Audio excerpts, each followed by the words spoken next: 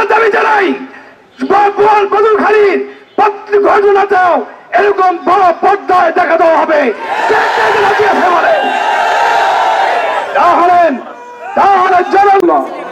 সবাই আল্লাহুম্মা সাল্লি আলা সাইয়্যিদিনা মাওলানা মুহাম্মদ ওয়া আলা আলিহি ওয়া সাহবিহি ওয়া বারাক ওয়া সাল্লাম।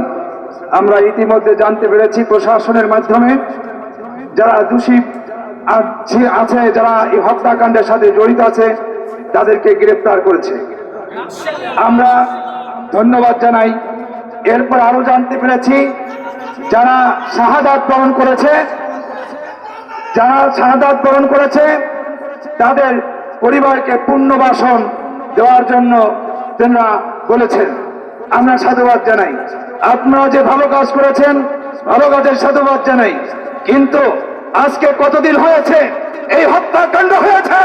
কতদিন হয়েছে? জনগণের কাছে প্রশ্ন করুন। কিন্তু তার সেইভাবে কিন্তু বিচার ব্যবস্থা করা হয় নাই। আমরা আজকে মসজিদে জানতে পেরেছি একজন দায়িত্বশীলের কাছে মাধ্যমে 37 জনকে গ্রেফতার করা হয়েছে। আমরা পুলিশ প্রশাসনের কাছেও জানতে পেরেছি ভিডিও ফুটেজের মাধ্যমে আসল অপরাধীকে তারা গ্রেফতার করছে। আমরা বলতে চাই, আপনারা যে ভিডিও ফুটেজের কথা বলেছেন, ওই ভিডিও ফুটেজ এই জনতা ব্যাংকে অপসারণ করে দেখাতে হবে।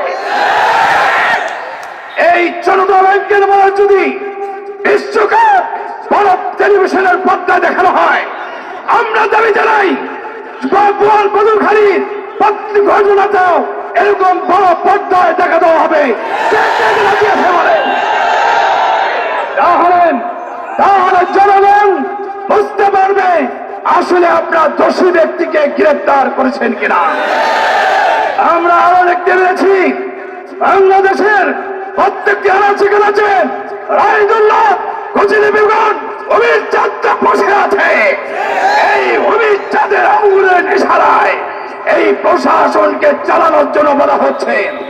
আমরা প্রশাসন ভাইদের সাথে কথা বলে দেখছি, তাদের মানসিকতা উদারতা অনেক ভালো, কিন্তু কোথায় বাধা?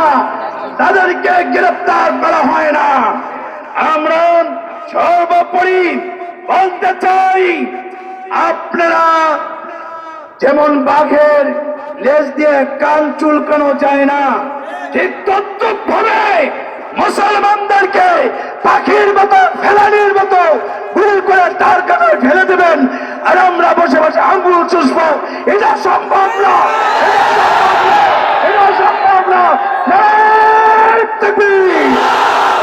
এইসব চরমোনায় যদি ঘোষণা দেয়, এই বিচার যদি সুষ্ঠুভাবে না হয়, ঘোষণা দেয় রাজপথে জীবন দেওয়ার জন্য কে কে তৈরি আছি, আল্লাহ আমাদের সঠিক